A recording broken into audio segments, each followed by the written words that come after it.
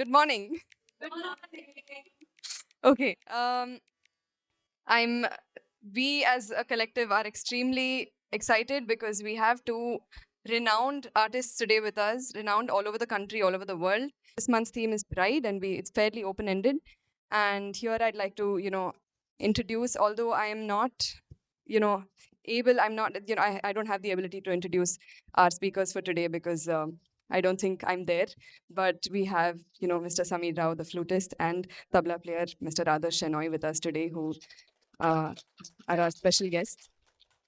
You know, uh, First of all, I'd like to thank Sneha for introducing us to her guru, who happens to be Mr. Sameer. And, she was kind enough to introduce us. And Sameer sir was so kind to spend, about an hour talking to us the first time we met him. And it just felt like, although he comes from this Guru-Shishya Paramapara, and we always have this kind of a barrier in our minds when it comes to musicians. I felt like we were just talking to, one of us. He was very compassionate and open to ideas. He also said, I'm not going to talk, and we're trying to urge him today to speak. Although we want to hear them play, both of them, but we also would like to know nuances of what the word pride means to sir and what it has meant to him over the years. So we're almost looking at pride not literally, but as a connotation, a negative connotation, where you have to shed your pride to become an artist. And a lot of you are artists in the audience, so you will relate to this. But we want to know today, through the journeys that both Adarsh sir and Sameer sir have had, what the word pride has meant and how shedding of pride has got them to where they are today. In that half an hour, I know how much we learned. So today, I'm sure all of us will have a lot of takeaways. So with that, I would like to give a warm welcome to Sameer sir and Adarsh sir. Over to you.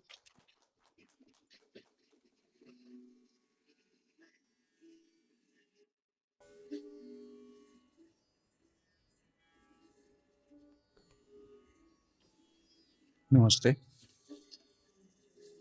So, as Karishma suggested, we'll play first and then we'll see.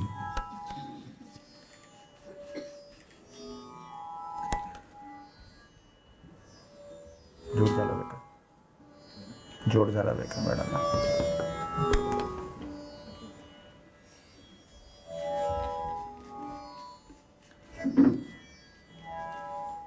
So for today, I have chosen a morning raga, quite popular one, Raga Ahir Bhairav. Play short, alap, jod, and jhala, and a composition set to Rupak Tal of 7-beat cycle.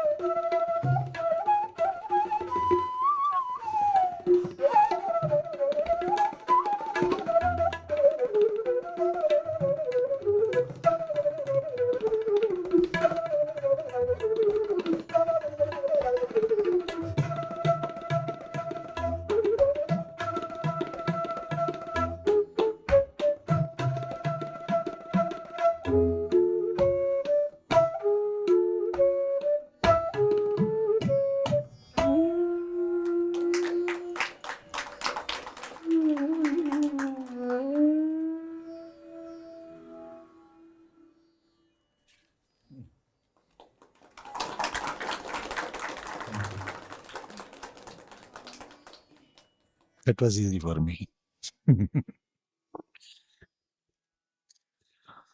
I started learning when I was 11. Right from the childhood, I was not someone who would go out and play football and cricket. I always wanted to be. For some time, I was good at chess. Okay.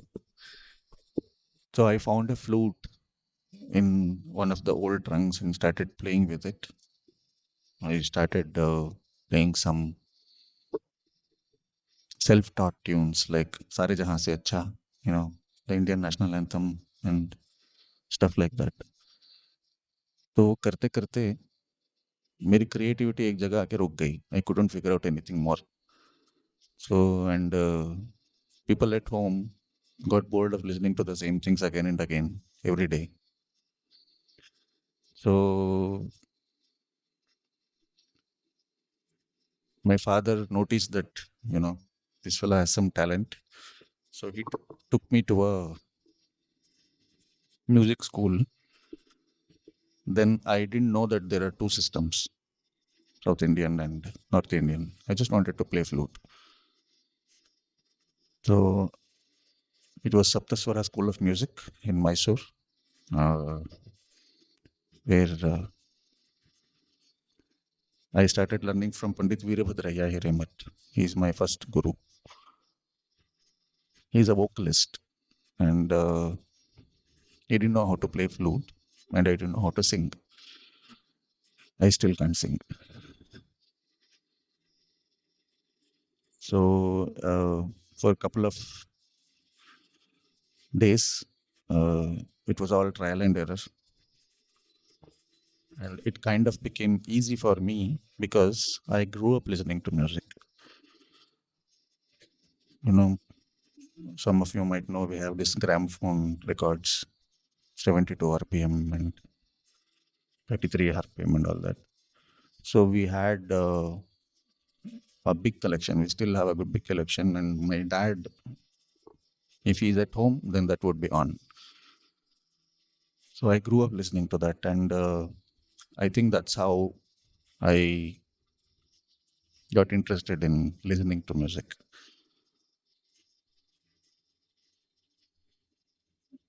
We had Ustad Vilayat Khan Sahab, we had Pandit Ravi Shankar, Ali Akbar Khan Sahab, Beethoven, Bach, Antonio Vivaldi, and D.K. Pattamal, Dr. M. Balamurali Krishna, everyone.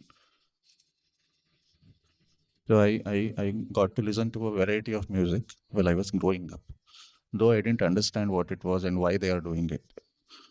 So that's how I started playing flute. And once I was introduced to the creativity part of it, then I couldn't do anything else. I flunked in 12th twice, and I'm very proud of that. If I would have passed, I would have been an engineer probably. I'm the only dropout in the family. Uh, my father and all his brothers are professors, research scholars, and doctorates, and they're all, and all of my cousins are engineers. All of them.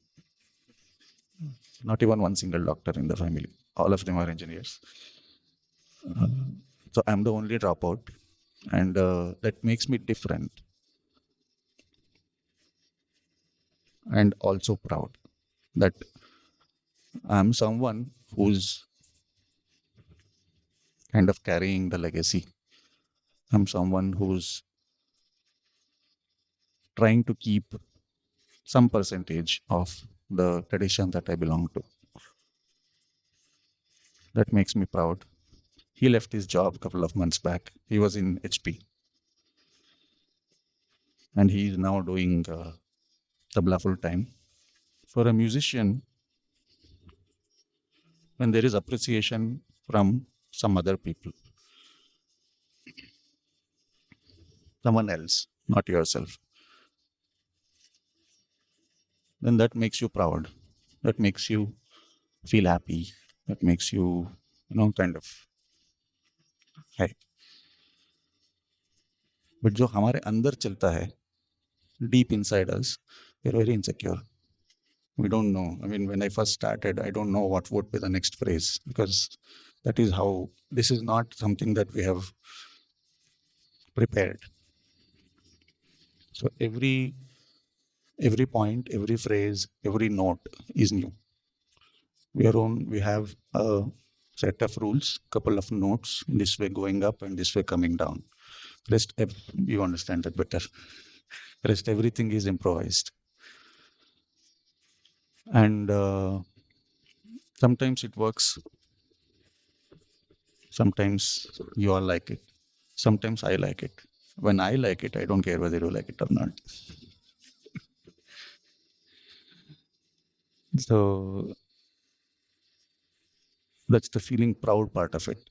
And most of the times, the things that makes me happy is something that comes with a touch of surprise.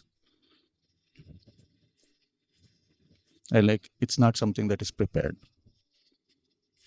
Tala that we played, 7-beat cycle, we've been playing since 20 years together. And we met on the stage, and there was no rehearsal or anything. We just clicked. And since then, bros, hashtag. Yeah. So if there is no surprise factor, if there is not something new in what we do, uh, kind of job satisfaction, as you might say, there is nothing exciting. रोज वही बजा रहे हैं, same रागा, same notes, सब मिलके तो 12 है, 7 notes, end of it. अभी उसमें क्या क्या कर सकते हैं? So this happens with, this is my understanding, तालीम is learning, right? Riyaz is practice, and you have to listen to a lot of stuff, and the data that you accumulate, you have to process it. You have to spend some time thinking about it. So these are the 4 things which bring that surprise factor in creative music. If you are playing Vatape Ganapatim Paje every day, then there's nothing else to it. It is all just how well you can reproduce it. Now, talim is something that you learn. Riyaz is a process of making yourself better. It's a personal connection with you and your instrument, you with yourself. It's about going inward. So when people put Riyaz videos on Instagram or Reels, then I get pissed off. That's very personal for me. Uh, Riyaz is very personal. Riyaz is polishing yourself. You know where you have to work on, what you have to work on. Third part is listening to a lot of music. Not only the art form that you are in, not only Bansuri. I listen to a lot of stuff. I've been listening to a lot of stuff. And that, what it does is it gives me a good vocabulary.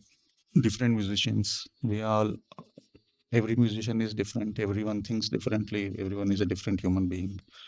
So the more number of words you know, I'm not saying that you have to copy them and then, make it your phrase. Even if you're copying them, it will not be the same because you're a different person, right? So a mixture of all this is what becomes a creative music, if you want it to be. Otherwise, if you're happy playing the same thing every day, शायद मैं रोज उपमा खा सकता हूँ लेकिन बजा नहीं सकता. It has to be creative, it has to be challenging, it has to be surprising. Now that vocabulary part of it is a little contradicting. This is what I was mentioning to you. Everything that we know, we have an image in our mind, right?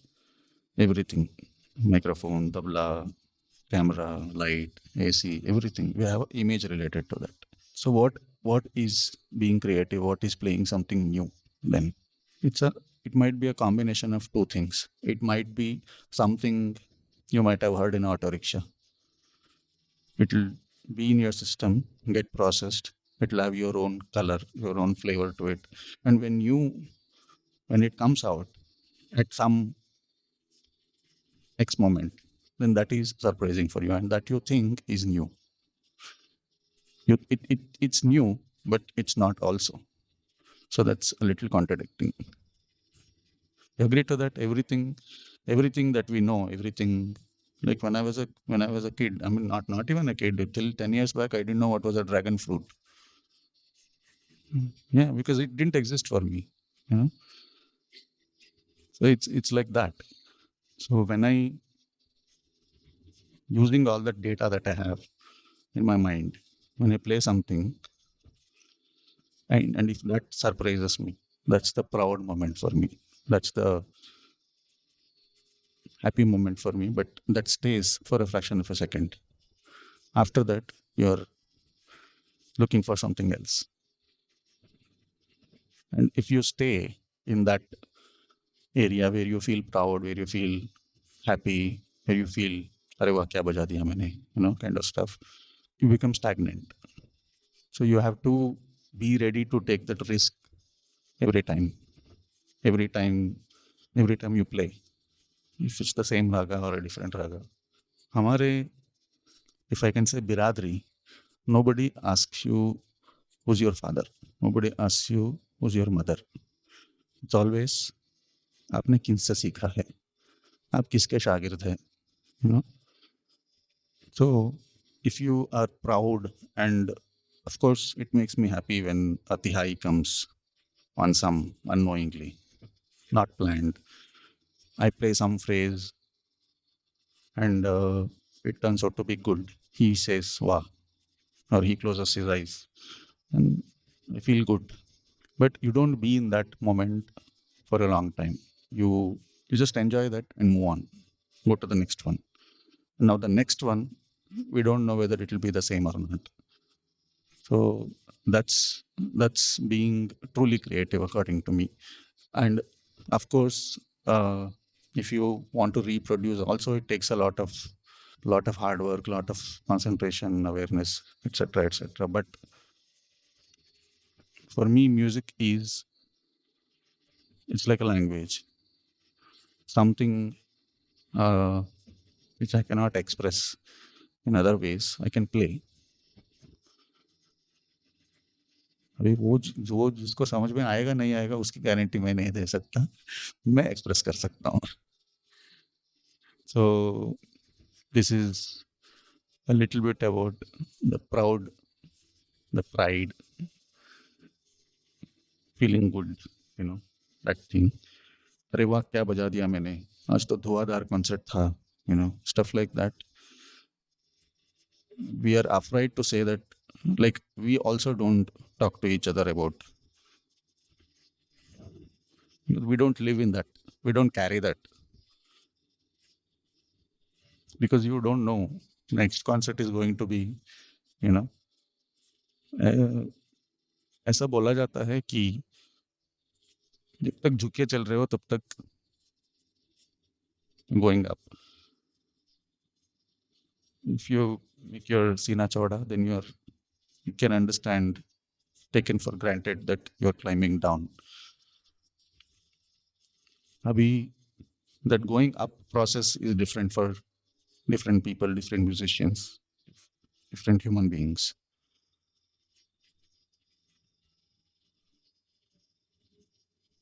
Music is not only for entertainment. There is there is a little more to it. There is, you want to call it God, or you want to call it spirituality, or you want to call it, you know, meditation and man ki shanti and blah blah blah. It's not only for entertainment. Now it has, you know, I mean, I earn through this. So it is my profession, passion, everything. But it's not about presenting something. It's not about, you know, exhibiting something all the time. It's about going inward. So finding yourself. तो आप जितना अंदर आते हो उतना अच्छा आपका music होगा. हमारे गुरुजी ऑलवेज सेज, जैसे आर्मी होता है वैसे उसका म्यूजिक होता है. So you can't hide yourself when you are improvising because it's you. If you are not good at heart, for example, you can play good music, but you can't do that for a long time. You can't keep lying to yourself for a long time. That's what I think. And जो मुझे जानने वाले हैं उनको मैं अच्छा लड़का लगता हूँ, तो that's because of this. Program में जो होता है वो अलग है. आपकी in between four walls when you sit with your instrument and riyas, that's your true self. Now I'm wearing this nice kurta and neatly combed hair, shaven. घर में मैं ऐसा नहीं होता हूँ. That is true myself. Like when I look in the mirror, and whether I like it or not, that's all matters. Now I don't have to pretend to be anything or I don't have to be presentable. I don't care. No, that's if that is put to music, in the brackets of music, and that's Riyaz. That's why no Instagram reels. Yeah, as of now, that's all. That's all I can think of. You have any questions? What would be the first memory of that sense of pride that you had? That yes, this is something that I want to do. So you learned at level, you started at level. You went through different levels of training in different phases. But when was the first time you manifested that creativity, or you felt that manifestation of creativity? Do you remember what you played by any chance to? I mean, I played 20 minutes back probably, and I don't remember what I played. We are brought up that way that you're not supposed to remember. If you can remember, then you will keep repeating the same thing, and that surprise factor is not there if you remember anything. So the my first moment of feeling proud was probably when I started playing alap. When I started, she can relate to it better. I mean, when when we teach, it's 5 notes. If it's a pentatonic scale, 5 notes. There are Vadi and Samvadi, the important notes in the raga. And this is what you can do, and this is what you cannot do. That's all. How do you make 45 minutes of alap? How do you improvise that for 45 minutes? It takes a long process.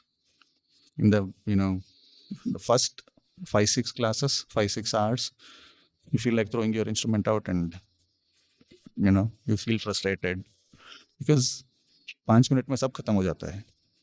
Everything that you can think of. I was also there at that point couple of years back, so I can relate to it.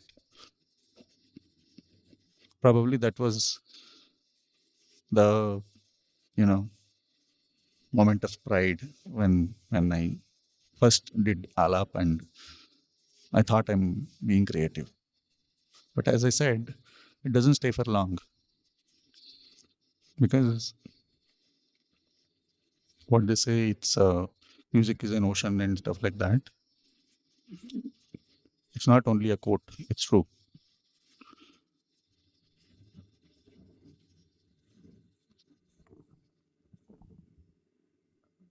As a musician, like, um, how do you feel when you play? What is that experience? What do you take back versus when you hear to someone else?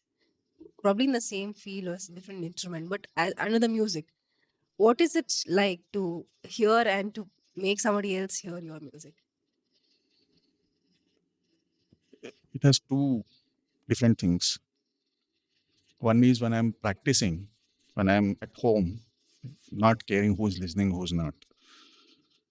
That time I'm going inward. I'm enjoying just even playing sa, nothing else. I don't have to play murkis. I don't have to play gamak mean nothing. Just one sa, and then if it's in tune, and if it is becoming one with the frequency of the tanpura, and I feel good. When I listen to you, I'm always analytical. When I'm listening to my Guruji, that's inspiring. When I listen to my colleagues, my contemporaries, I'm analytical. When I listen to my students who are learning from me, I'm more like a parent, you know, trying to teach them how to walk, holding their hands. I'm very careful about what I say and what I don't. The effect that it creates, जैसे बाकी लोगों को होता है कि उनको फर्क नहीं पड़ता कि आप सुबह का राग बजा रहे हो या शाम का बजा रहे हो, दोपहर का बजा रहे हो. बहुत बार ऐसा होता है कि I'm playing a evening concert and somebody comes and tells me, oh, it was very nice to imagine the sunrise, which is I'm playing a evening raga. So receptiveness is that's very important. Everything will happen to you if you are receptive to it. And the effect that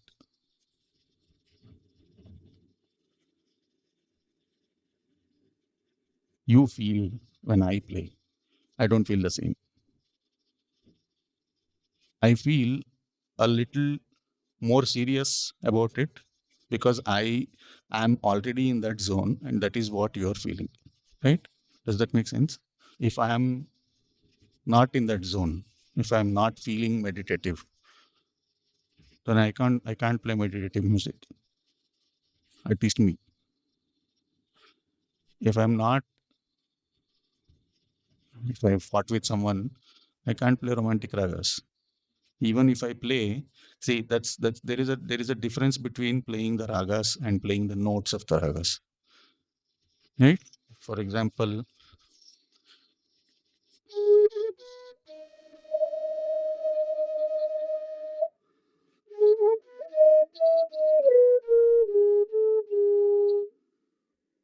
if I play, then you can't feel anything if I play this way. But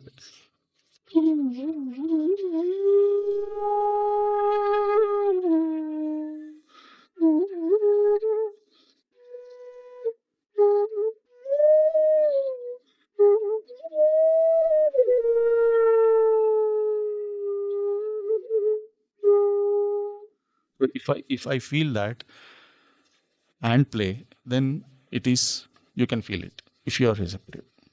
So that's another big chapter, playing the notes of the raga and playing the raga. Raga is it's just the key.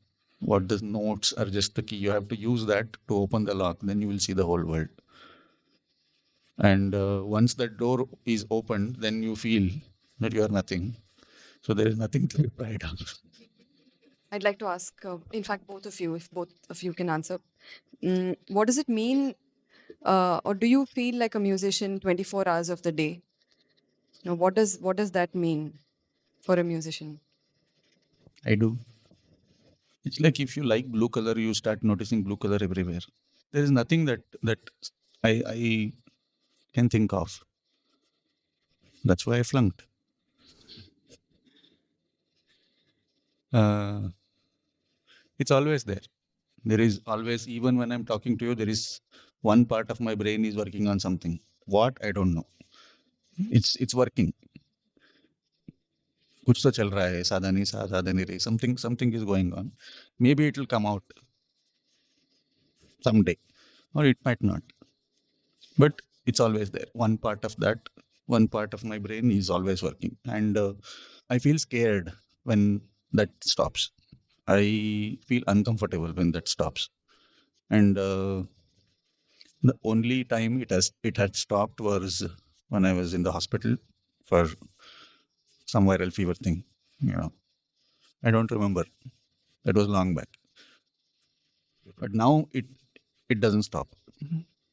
I think a musician is always a musician. It's not a ऐसा नहीं है कि आप जब concert के लिए जाते हो तभी आप म्यूजिशियन हो या फिर आप जब प्रैक्टिस करते हो तो आप म्यूजिशियन हो.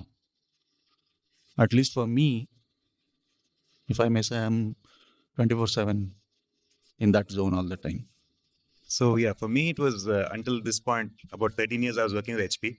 So a lot of that mind space was actually occupied by that. So honestly, I'm experiencing this right now in the last couple of months. And it's all about mind space. I mean, you've seen that now with the IT sector, you're all working from home and you feel there's a lot of time, you're not on the road. But it's not that. I think as a musician, you really need to probably not think about anything else. Be in that moment. As you said, something is going on in your mind. So I'm kind of sensing that now after having taken a big chunk of my life out and bringing this as the main thing. So this was my calling. I felt maybe it took a little long, but yeah, so now I'm experiencing this 24/7 musician thing, and it's great because it's not that you have to practice, it's not that you have to play music, but just walking. I mean, I feel that I'm walking rhythm, I'm talking in rhythm. So yeah, that's the feeling right now. Is there one moment in your lives where a compliment or anything that good feedback that you got from your gurus or your parents or somebody that is so close to you?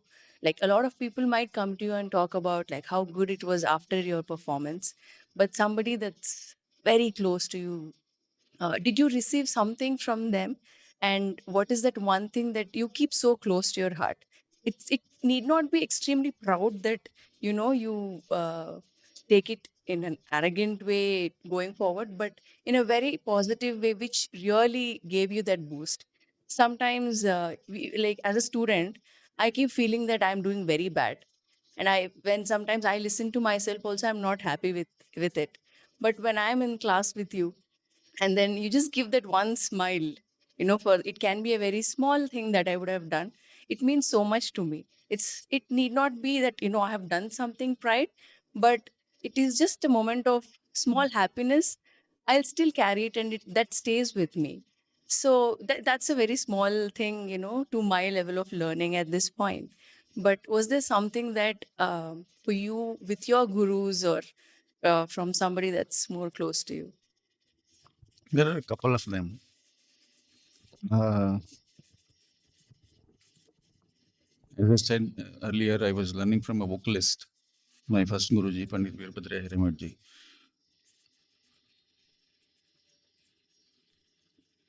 He gave me some notations, and I myself didn't know that I could play all that because I had never played any notations. The the smile or you know the appreciation that is very inspiring. I don't know. I mean, I still feel there is a little bit difference, a small line of difference between being inspired and feeling pride, feeling proud. So uh, there are many moments of feeling inspired with people around me, my gurus, my parents, and it also comes with a lot of responsibility because you want that smile to be there all the time. Like my parents were generous enough to let me be a musician, so that also puts a you know lot of things on my shoulder.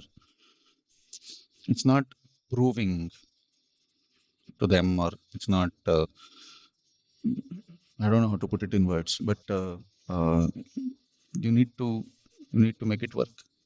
The first time I played with Guruji, it was in Bangalore Chaurasia Memorial Hall.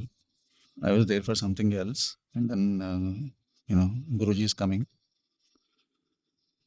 so me and my dad went to the concert.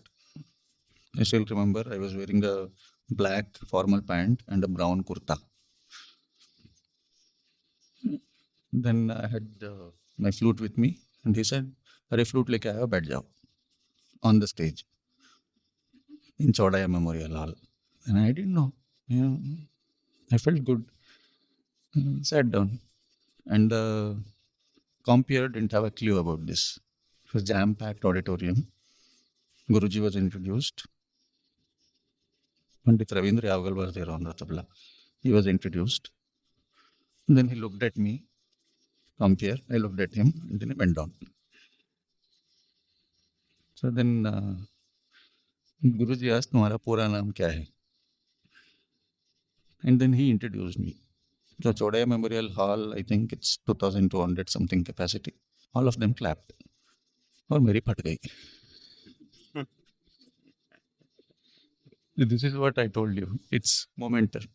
I'm feeling very proud that I'm sitting with Guruji. He introduced me as, you know, this is my disciple, and he's accompanying me on the flute today and all that. After that, that happened.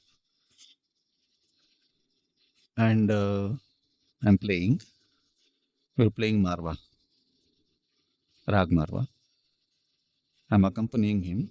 My fingers are moving. I'm breathing into the flute, but there is no sound. There is no sound.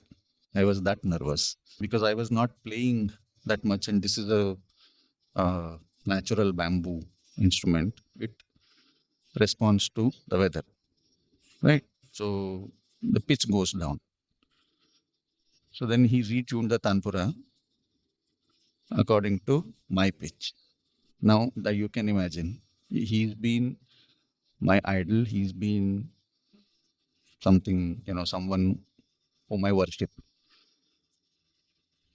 You're sitting with him on the stage and he's tuning his concert according to your pitch. It's Padma Vibhushan Pandit Prasad Chaurasia ji tuning the Tanpura to his tiny disciple, his pitch. So these are the moments. As of now, if you ask me,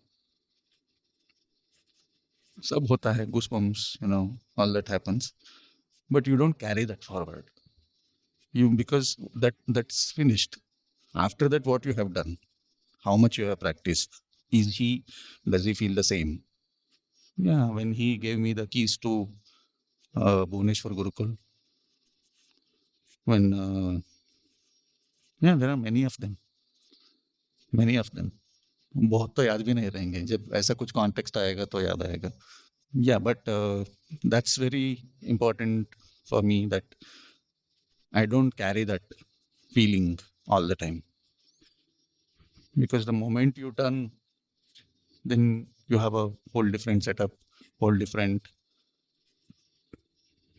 challenges, whole different surprises waiting for you.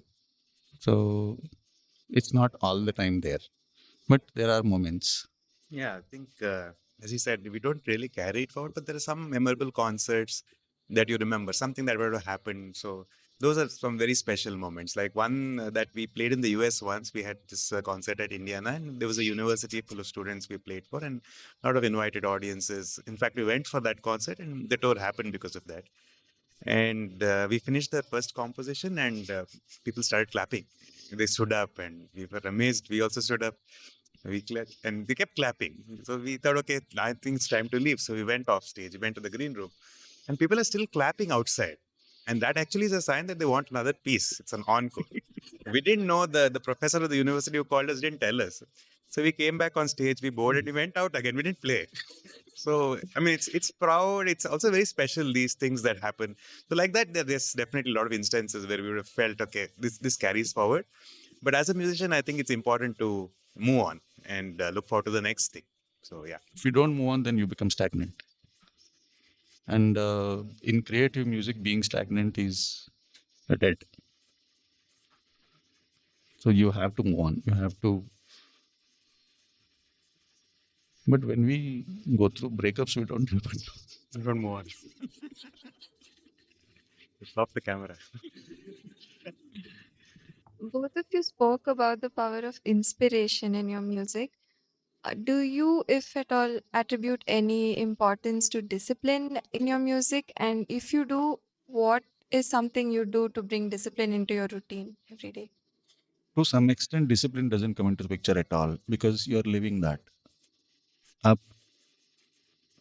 सुबह उठ के सिर्फ बजाने बैठ जाते हो, रियाज करने बैठ जाते हो, and you are in that zone all the time. So it's not something that you have to make a schedule, you have to make a routine.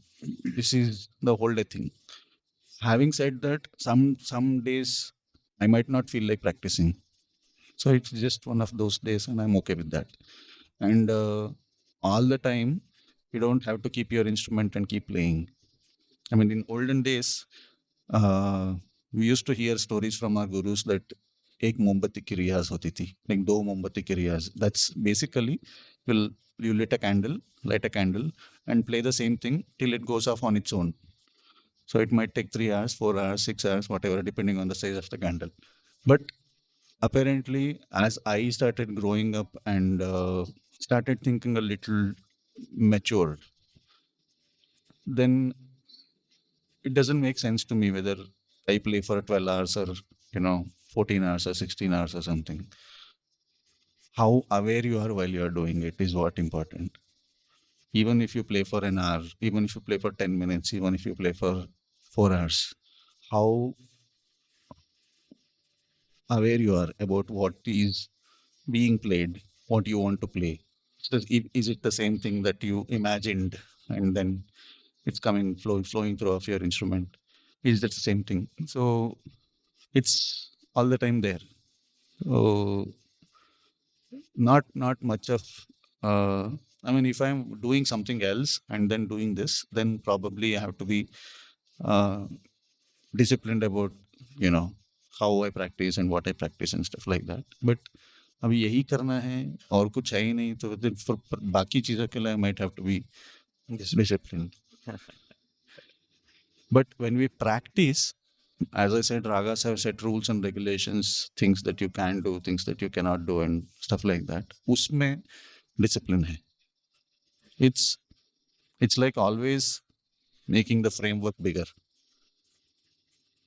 being in the same mode, being in the same raga, framework of that raga, and then trying to bring out something new as well, which doesn't harm, which doesn't make the gurus angry. You know?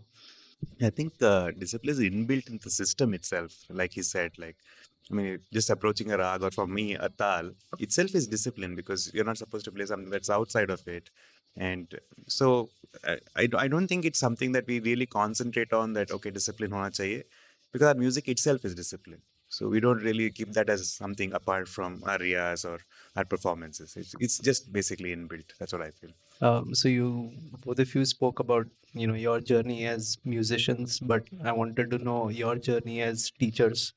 How much you said you practice a lot as musicians, and there is certain amount of internalization that you do, but how much of that, um, like, do you practice teaching, for example, or how much do you feel responsible for the growth of your disciples or your students? Teaching is like it's not only for the student, it's for me too. It's like standing in front of a mirror. I've learnt a lot while teaching, and what I feel inside, I can just explain them, like that going inward thing that you are talking about. But they have to feel it. If they are receptive, they will feel it.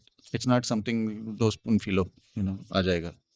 You have to be that inside, then you can feel it. And those who are, once they see that going inward thing in me, they don't leave me. And if I can make everyone feel that, then probably I might be a god man.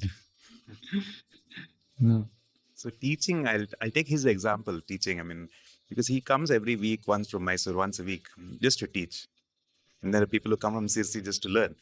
So I mean it's a big commitment, I feel, as a teacher, and also a big responsibility, and it takes a lot of involvement because I mean I would have given him a cup of coffee at 5 o'clock, and 8 o'clock it's just still there because he's not even kept his flute down. He's just playing, and the students are playing, and I think it's really great that to have that sort of commitment as a teacher. I think that's necessary because the students see him putting that effort. So he'll have finished a recording in the morning by 2 o'clock, and he's here at our venue by 4. He's teaching up to 8.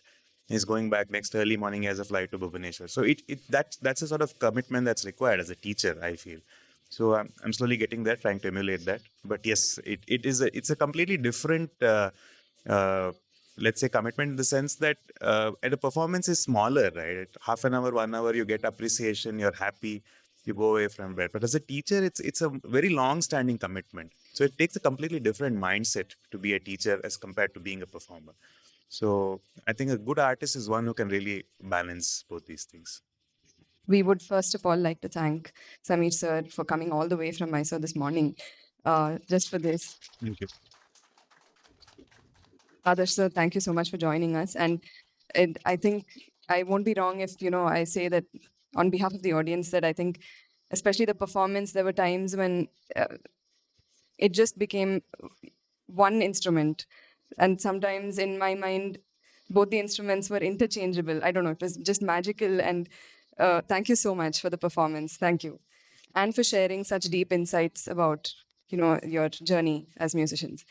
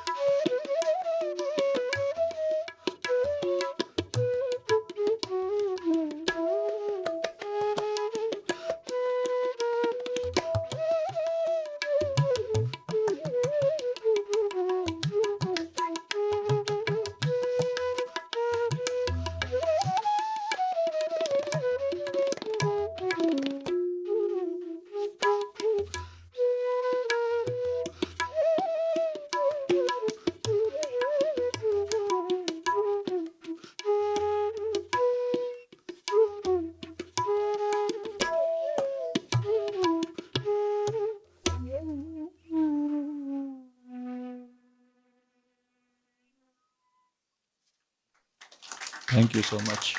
Thank you.